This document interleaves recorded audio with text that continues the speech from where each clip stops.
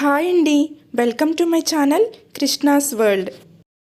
ఈరోజు నేను ఈ వీడియోలో చాలా ఈజీగా సింపుల్ స్టెప్స్లో రవ్వ కేసరిని ఎలా ప్రిపేర్ చేసుకోవాలో చూపిస్తున్నాను. దీనిని అమ్మవారికి నైవేద్యంగా కూడా సమర్పించుకోవచ్చు. స్టవ్ ఆన్ చేసుకుని ఒక ప్యాన్ పెట్టుకుని ప్యాన్ బాగా వేడైన తర్వాత ఒక స్పూన్ నెయ్యిని యాడ్ చేసుకోవాలి. నెయ్యి కరిగిన తర్వాత దీనిలోనికి కొన్ని జీడిపప్పులను యాడ్ చేసుకుని కొంచెంగా ఫ్రై చేసుకుని ఇవి కొంచెం ఫ్రై అయిన తర్వాత దీనిలోనికి కొన్ని కిస్మిస్ని కూడా యాడ్ చేసుకోవాలి. జీడిపప్పును కిస్మిస్ను బాగా ఫ్రై చేసుకుని ఫ్రై అయిన తర్వాత వీటిని ఒక ప్లేట్లోకి తీసుకోవాలి.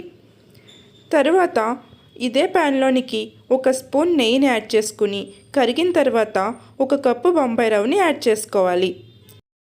స్టవ్ని హైలో పెట్టుకోకుండా సిమ్లోనే పెట్టుకుని చాలా నిదానంగా ఓపికగా రవ్వని ఫ్రై చేసుకోవాలి. రవ్వ ఫ్రై అవుతున్నంతసేపు కలుపుతూనే ఉండాలి. కలుపుతూ లైట్ గోల్డెన్ కలర్ వచ్చేంత వరకు ఫ్రై చేసుకోవాలి. రవ్వ బాగా ఫ్రై అయినట్లయితే కొంచెం మంచి అరోమా వస్తుంది. తర్వాత పక్కన ఇంకొక స్టవ్ మీద ఒక గిన్నె పెట్టుకుని ఒక కప్పు పాలు 2 కప్పులు నీళ్లు పోసుకుని బాగా మరిగించుకోవాలి. ఇవి మరిగిన తర్వాత స్టవ్ ఆఫ్ చేసుకోవాలి. ఫ్రై చేసుకుంటున్న రవ్వలో కొంచెం కొంచెంగా ఈ పాలు నీళ్లు పోసుకుని కలుపుకోవాలి. మళ్ళీ దగ్గర పడిన తర్వాత ఇంకొంచెం పోసుకుని కలుపుతూ దగ్గర పడనివ్వాలి.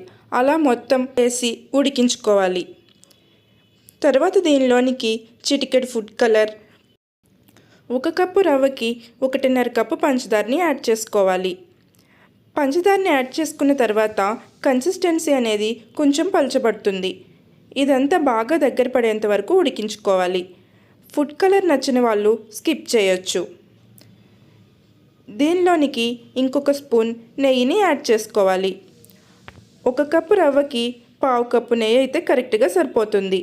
దీనిలోనికి ముందుగా ఫ్రై చేసుకున్న జీడిపప్పు, కిస్మిస్, కొంచెం ఇలాచీ పౌడర్ని కూడా యాడ్ చేసుకుని బాగా మిక్స్ చేసుకుని స్టవ్ ఆఫ్ చేసుకోవచ్చు. ఎంతో టేస్టీగా సింపుల్గా చేసుకునే రవ్వ కేసరి రెడీ. మీరు కూడా ట్రై చేసి ఎలా ఉందో కామెంట్ చేయండి. సర్వింగ్ బౌల్లోకి తీసుకుని సర్వ్ చేసుకోవచ్చు. మరిన్ని రెసిపీస్ కోసం నా ఛానల్ని సబ్స్క్రైబ్ చేసుకోండి.